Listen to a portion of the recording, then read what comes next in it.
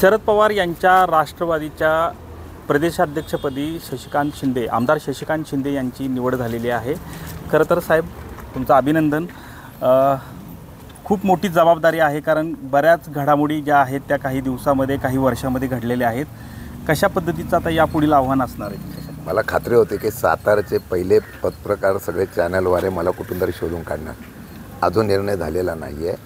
15 तारखेला पक्षाच्या बैठक राज्यस्तरीय बैठक जी आहे ती यशवंतराव चव्हाण प्रतिष्ठानमध्ये बोलवलेली आहे आणि मला वाटतं आदरणीय पवारसाहेब आणि बाकीचे सगळे नेते मंडळींच्या उपस्थितीमध्ये ही बैठक पार पडणार आहे। त्यावेळेला आजच मला आत्ता तुमच्या माध्यमातून कळलं की आदरणीय आमचे नेते जयंत पाटील साहेबांनी अध्यक्षपदाचा राजीनामा दिलेला आहे।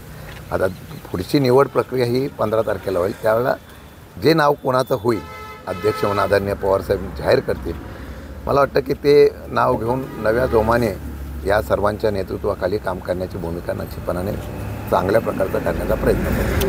नक्कीच साहेब, पण आता बघताय की अलीकडच्या घडामोडी ज्या आहेत, कुठल्याही महायुती असेल किंवा या आता अलीकडच्या जे आपल्या पक्षामधल्या ज्या काही गोष्टी झालेल्या आहेत याच्यामध्ये अजितदादा बाजूला गेलेले पाहायला मिळाले। खूप मोठं आव्हान असणार आहे, कारण मोठी घडी जी आहे ती परत बसवायची आव्हान असणार आहे। काय सांगाल?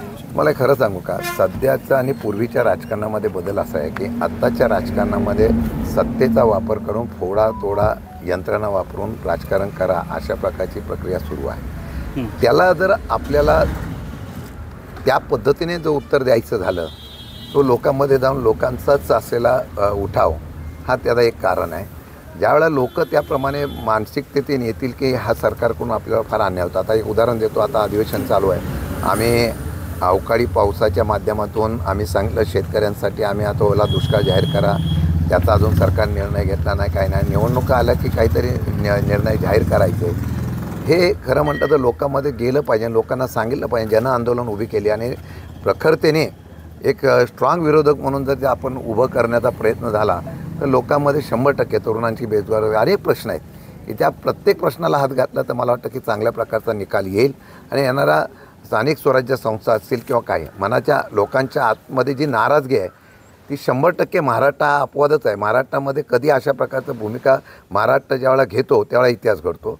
मला वाटतं तिथपर्यंत जाऊन काम करण्याचा प्रयत्न केला तर यश 100% येऊ शकतं। नक्कीच आगामी काळात ज्या स्थानिक स्वराज्य संस्था असतील किंवा इतर ज्या निवडणुका आहेत त्यामध्ये जर लोकांच्या तळागाळापर्यंत संपर्क जर केला तर नक्कीच यश मिळेल असा विश्वास जो आहे तो आमदार शशिकांत शिंदे यांनी व्यक्त केला आहे। कॅमेरामन तुषार जाधवसह संतोष नलोडे, TV9 मराठी, सातारा।